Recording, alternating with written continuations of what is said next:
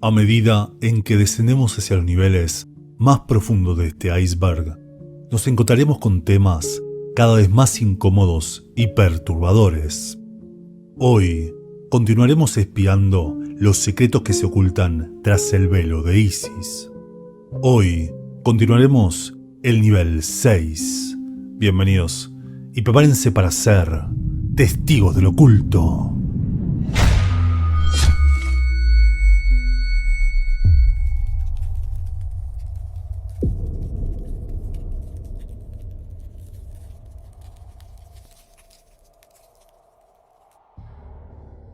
La vida es temible, y tras el telón de lo conocido asoman atisbos de demoníaca verdad, que la hacen, a veces, infinitamente más temible. ¿Se atreven a mirar qué se esconde detrás del telón de la realidad? Continuamos este nivel 6. El Kundalini es la energía vital que recorre nuestro cuerpo, atravesando los 7 chakras o puntos energéticos que se distribuyen en línea recta desde la base de nuestra columna vertebral hasta la glándula pineal o tercer ojo.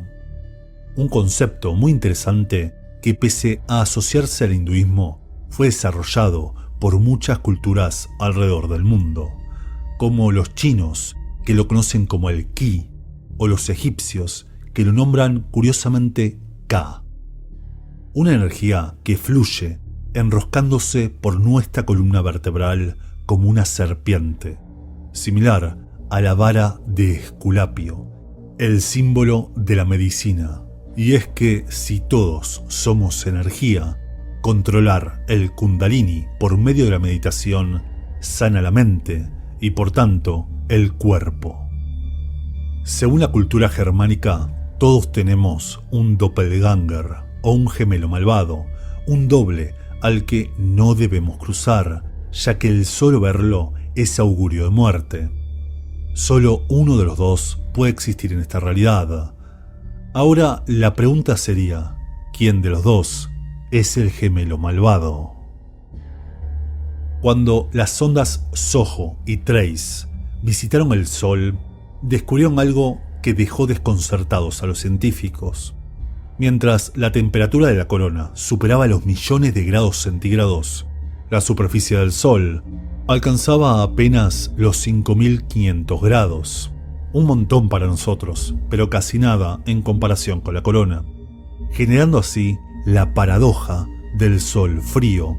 Y es que, imagínense, cuando hacemos un asado o estamos frente a una fogata, el calor es agradable y se va haciendo más y más intenso a medida que nos acerquemos, hasta que llegará un punto en que nos quemaremos por el fuego.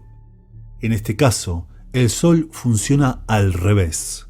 Si logramos atravesar la corona, su superficie es desproporcionadamente más fría, y esto se debe a que la energía liberada por el Sol es atrapada en su campo magnético, que la calienta y la transforma en energía térmica. Carl Gustav Jung fue, junto a Sigmund Freud, uno de los padres del psicoanálisis, y descubrió en sus estudios que todos los seres humanos guardamos en nuestro inconsciente una serie de arquetipos, unos símbolos, una información que heredamos de nuestros antepasados desde tiempos inmemoriales, como el miedo al fuego o a las serpientes. Y si todos cargamos con esta información, todos, como una humanidad, nos unimos en un inconsciente colectivo. Y si todos somos parte de una gran mente etérea, esto podría explicar el fenómeno de la sincronicidad, del que ya hablamos al tratar el tema del entrelazamiento cuántico, pero desde una perspectiva psicológica.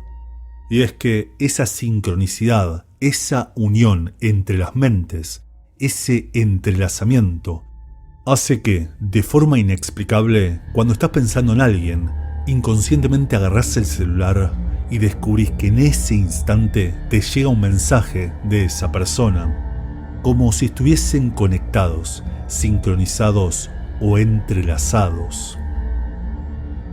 Más allá de basarse en los mitos celtas, nórdicos y católicos, y de inspirarse tanto en la Segunda Guerra Mundial como en su desgarradora experiencia combatiendo en una de las batallas más sangrientas de toda la historia moderna, la del río Somme, en 1915, con tan solo 23 años, donde en un solo día fallecieron 19.000 soldados.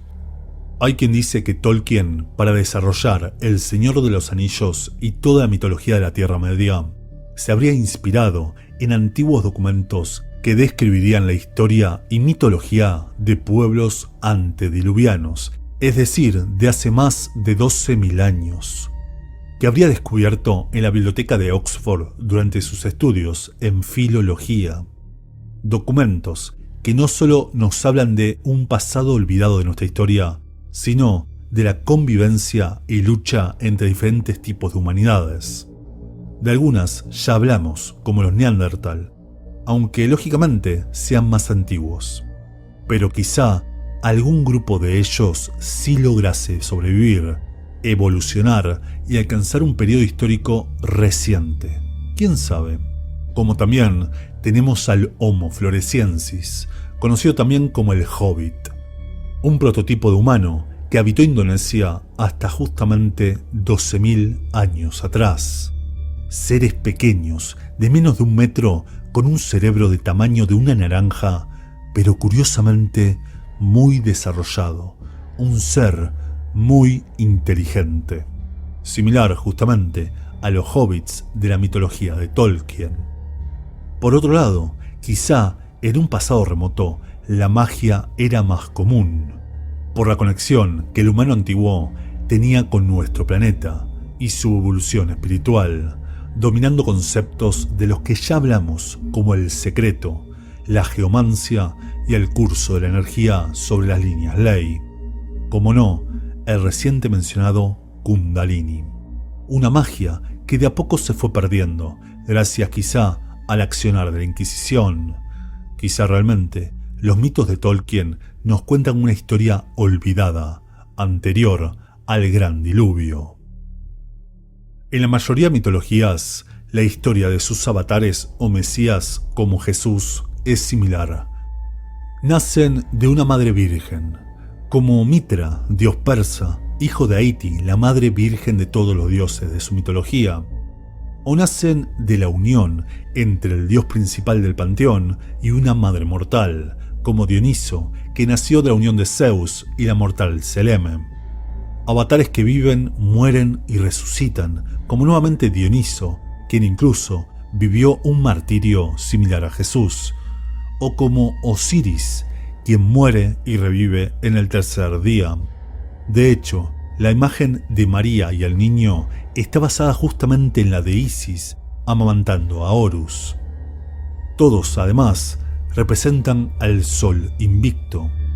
Y en parte esto ya lo hablamos en el punto del hipermito, lo que Joseph Campbell llama el monomito, desarrollado en El héroe de las 1000 caras, un ensayo donde estudia no solo los avatares, sino los protagonistas de las epopeyas de toda nuestra historia, desde las distintas mitologías hasta los superhéroes de Marvel, Star Wars y cualquier historia épica, describiendo así el viaje del héroe, que divide su historia en 8 puntos básicos: la llamada a la aventura o comienzo del viaje, la ayuda sobrenatural y el primer cruce del umbral como metáfora de transformación, los retos y tentaciones, donde conoce además a su mentor, aliados y enemigos, el abismo, su muerte y resurrección, producto de una revelación, su transformación, la expiación de sus pecados y el regreso triunfal. Quizá todos los mitos cuenten una historia similar porque todos tienen una raíz común y real.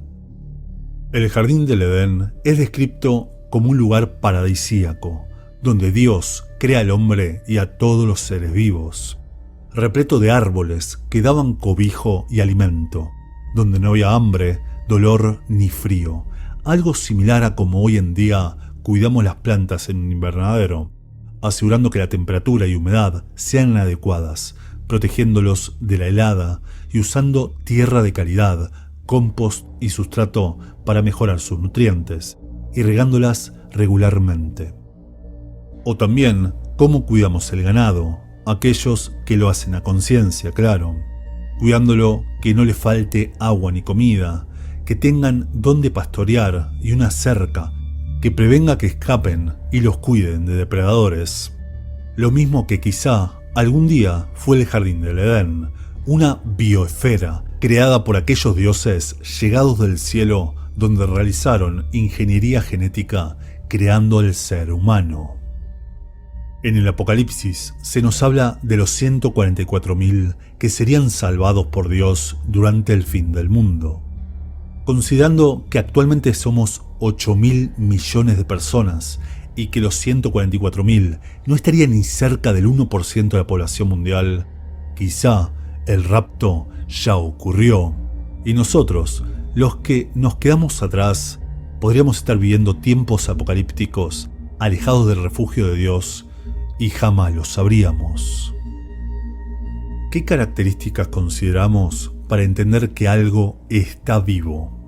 ¿Que nace, crece y muere? ¿Que se reproduce? ¿Que respira y se alimenta? ¿Que deja un rastro de su existencia? ¿Acaso todas esas características no las comparte el fuego? El fuego nace, crece y en algún momento se extingue. El fuego se reproduce y también respira, necesita oxígeno para crecer. Además, está claro que deja una marca tras su paso, ¿no? Entonces, ¿el fuego está vivo? Stuxnet sería un peligroso virus informático ultra avanzado diseñado para atacar estructuras físicas, diseñado para sobrecargar sistemas y así, por ejemplo, generar un gran apagón. Y más allá que se reconoció su existencia por el 2010, se cree que ya habría sido utilizado para provocar fallos térmicos en las plantas de enriquecimiento de uranio de Irán por 2005. Ya hablamos más atrás en el iceberg de la posibilidad de que nuestra luna sea artificial. Pero, ¿y si no es la única? Miren por ejemplo a Japeto, una de las lunas de Saturno. Fíjense cómo está circuncidada por esta extraña cordillera. Casi como si fuese una cáscara de nuez, ¿no? Como si estuviese soldada. Sin mencionar ese curioso cráter que le hace parecer una perturbadora copia real de la estrella de la muerte, ¿no? El 22 de septiembre de 2017, un misterioso usuario comenzó a comunicarse en los foros de 4chan, asegurando llamarse Misian y que era un extraterrestre que estaría orbitando la Tierra tras haberse quedado sin combustible. Al principio, el foro se lo tomó esto a broma, y siguiéndole el juego a Misian, cuando preguntaba cómo eran los humanos, los usuarios le mandaban fotos de pollos. El tema es que a medida en que Misian respondía, todo se volvía cada vez más serio, ya que este usuario empezó a compartir imágenes satelitales de la Tierra, que curiosamente eran diferentes a las que pueden obtenerse por Google Earth. Como si la persona detrás de Misian controlase un satélite privado. Más extraño aún fue cuando los usuarios de 4chan le pedían fotos específicas, como de la luna o de alguna coordenada en específico, y Misian cumplía. Lo más extraño fue cuando un usuario le pasó las coordenadas de su casa y mientras esperaba la respuesta de Misian salió al patio fotografiando esto.